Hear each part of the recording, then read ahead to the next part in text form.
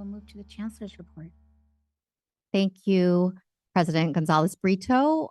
First, start with the reports from our college presidents, and I'm going to call on Dr. David Johnson first for Merritt College. Thank you.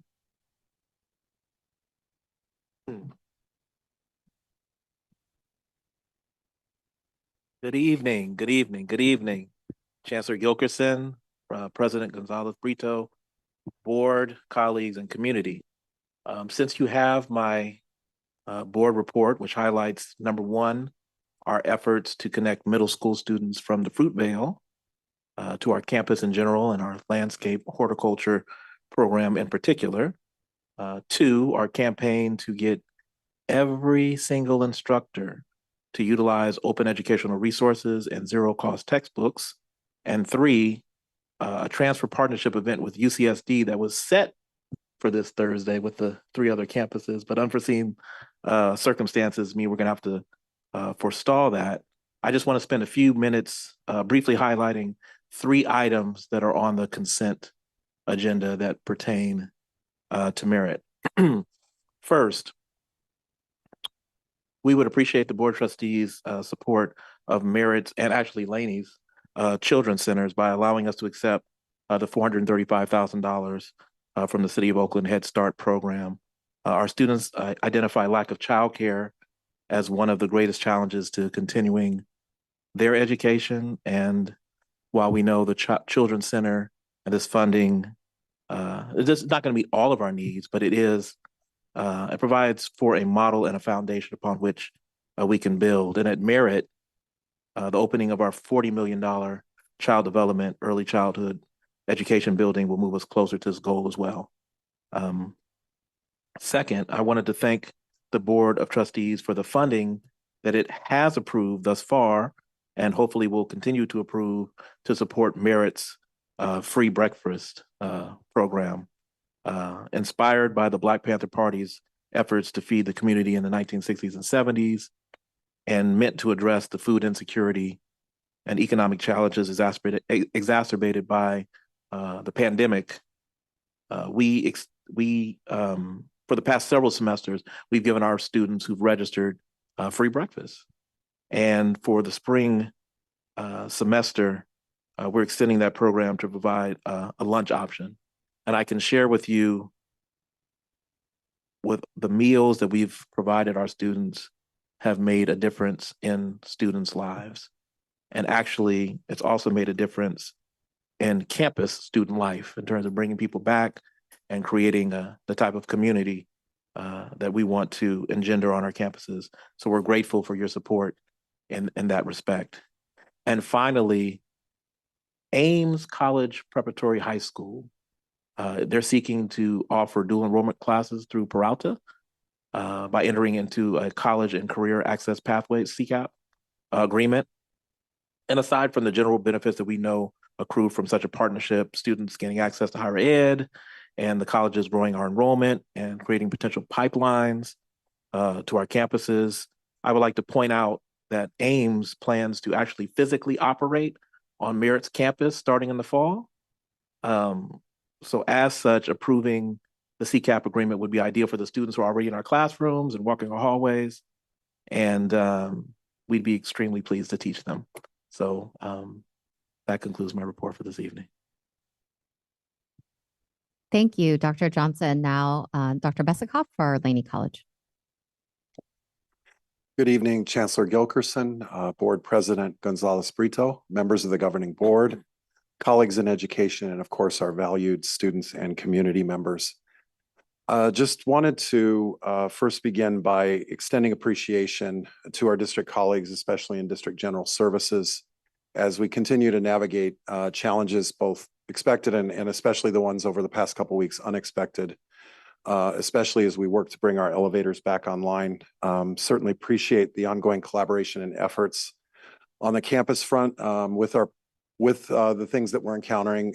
Anticipating this possibly happening at the beginning of the semester, we came together, worked on a number of Plan B situations for alternate work locations, and really want to express my appreciation to our students and our employees, really just for being flexible during this time as we work through this, and just appreciate the continued focus on our students and their success.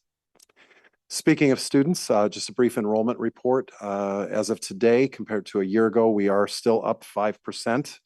And we're excited because this week began a number of classes that will be 14 weeks in length. Those are our higher unit classes, biology, chemistry, first semester language, things like that. And then we're also looking forward to March 11th and 18th when we run our half-term classes, which are always popular with the close of the school year. And we'll be promoting those with a spring festival that really has become commonplace each halfway point of the semester, just to promote campus life as well as our classes. Highlighting our board report tonight, there is an item for Laney that I would like to bring to your attention. The vendor is Instrumental. This is a long time coming with work on our website. And actually, I think possibly still in the audience is Professor Eleni Gastis, who with Professor Susan Timroth-Zavala really led a lot of our efforts around guided pathways. And one of the things that came up as a concern was the appearance of our website and a lot of the work we're doing. This vendor really represents a collaboration of sorts, not only with Executive Director Mark Johnson's office, but also my colleague to my left at Berkeley City College. As Instrumental, it will be the common platform in a lot of those areas, and really wanting to make that experience great for students in Peralta as we move forward. So just, it's an exciting time. It's based in data and also synergy, and I'm excited about that. Also excited about our colleague, Classified Senate President, Ms. Hope Lane, who made a statewide presentation this past Friday on it was entitled Cracking the Code. We were so excited about it at Laney that we actually hosted a viewing party with pizza provided by the administrative team. And there were about 40 people that turned out in the bistro on Friday to watch it, and it was pretty exciting. Also exciting, it's great to put the spotlight on our classified professionals, but I also want to put the spotlight on our faculty for a moment as well. On my podcast, I always talk about partners of Laney, our external partners, and one has been Tesla. And one thing that's exciting about this partnership is that we have 8 students who have full-time jobs with Tesla now through this program, and are also taking classes in machine technology toward a certificate.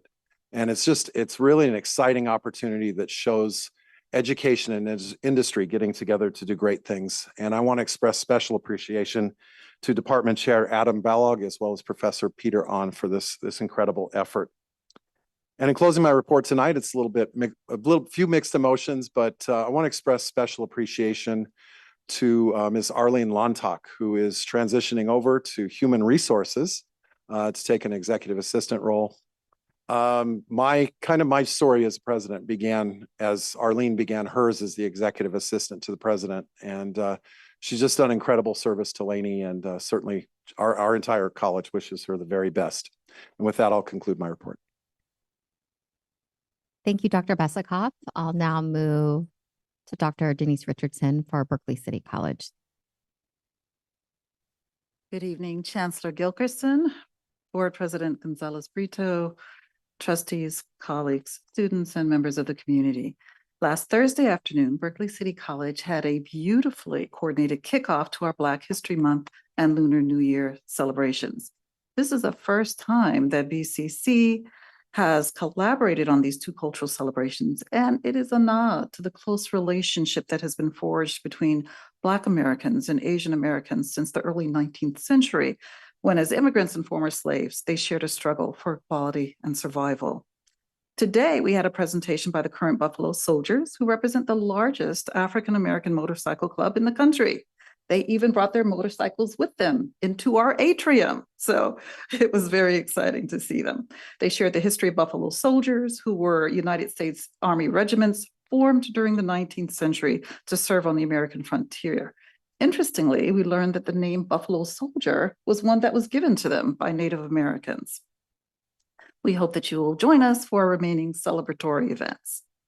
Last Thursday, BCC recorded its 2nd episode of BCC Spotlight under the direction of our PIO, Tom Rizza, and our KGPC radio general manager, Felicia Bridges.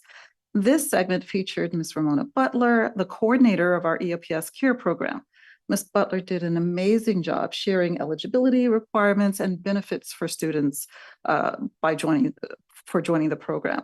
What she didn't say, but what I have observed firsthand, is that her warmth and mentorship have cultivated a thriving, vibrant community among our EOPS Care students. That segment will air this Thursday at 2 p.m. And if you are a night owl, it will air again at 2 a.m. on Friday morning.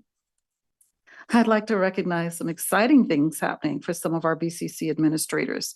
On January 11th, 2024, Dr. Amy Lee participated in the statewide Promising Practices Roundtable on AB 540 self-certification, hosted by Immigrants Rising.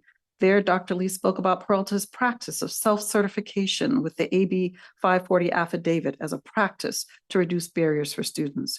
Her focus was on rethinking challenging conventional barriers for students. Also, our Vice President of Student Services, Dr. Stacy Shears, was just elected to participate in the 2024 Wheelhouse Advancing Leaders Institute. So we are very proud of both Dean Lee and VP Shears.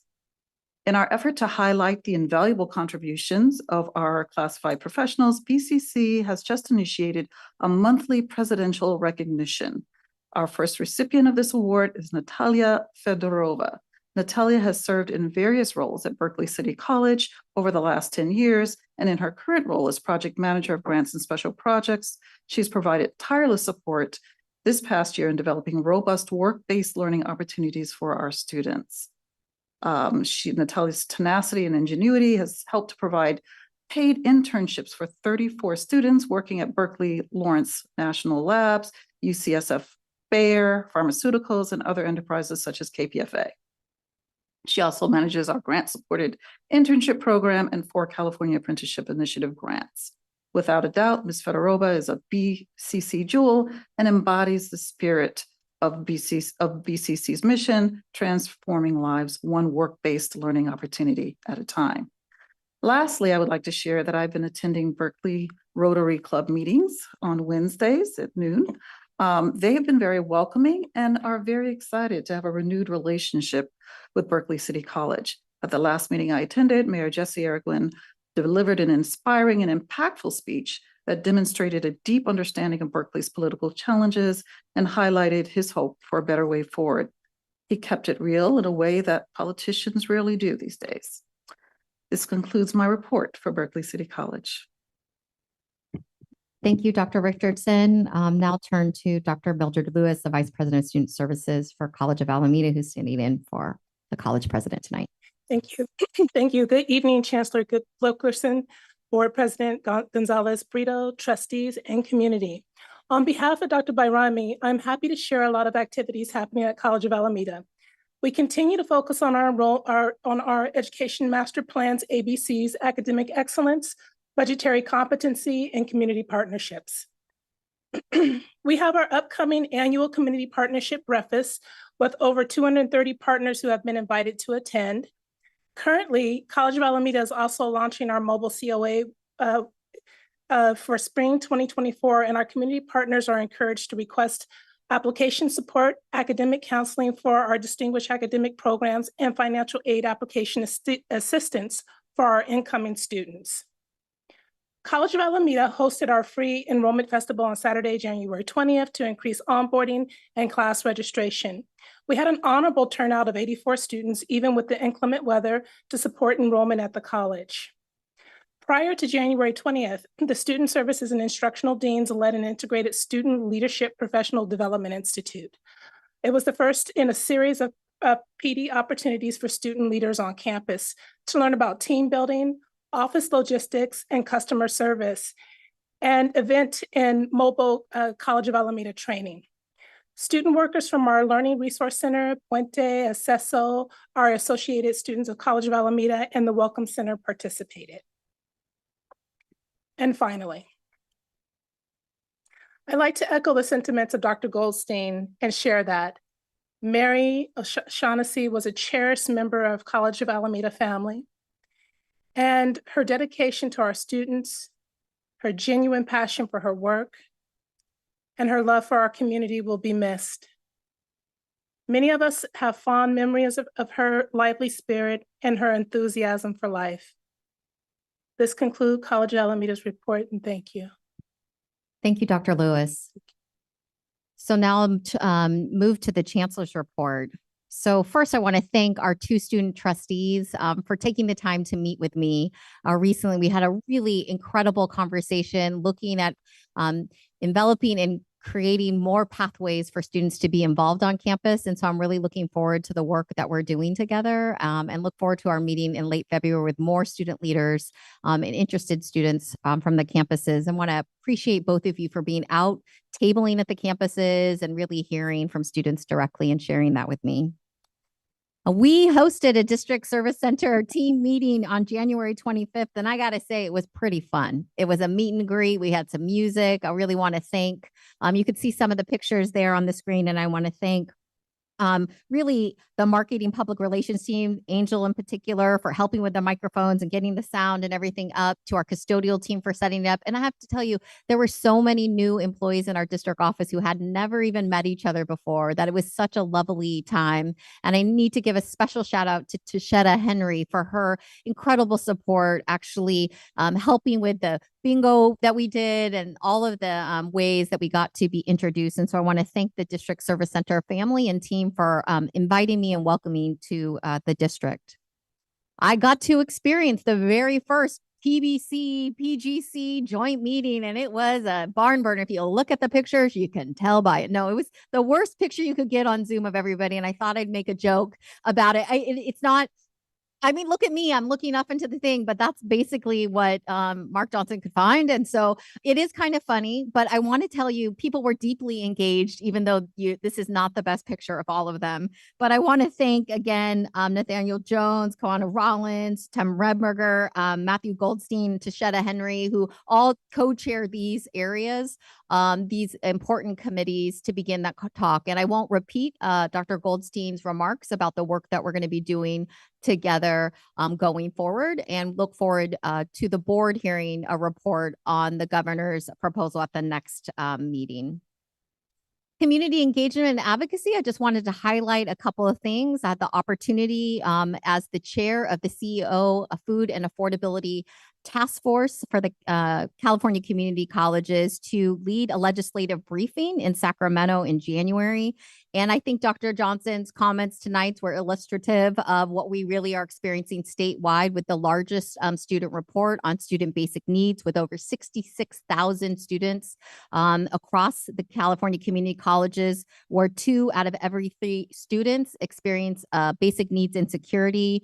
3 out of 5 are housing insecure, and about 1 in 4 are homeless. It was our real advocacy to make sure to thank the legislature for their support, but to continue getting that support going forward. And I want to thank the trustees who were there at the legislative conference as well, being engaged in that work. I also had the honor to be at the Beebe Memorial Cathedral representing the Peralta Community College District and our 4 outstanding colleges. We're thrilled to co-produce the Barbara Lee and Ellie Hugh Harris lecture series for the Martin Luther King Jr. Freedom Center, and got to thank Dr. Roy Wilson for all his help. It was an honor to see the Honorable Elihu Harris in person and share stage with him, as well as State Attorney General Bonta, as he talked about sort of where do we go, community or chaos. And I think it was a really important discussion for that time. And so appreciate that partnership and the ability to be there.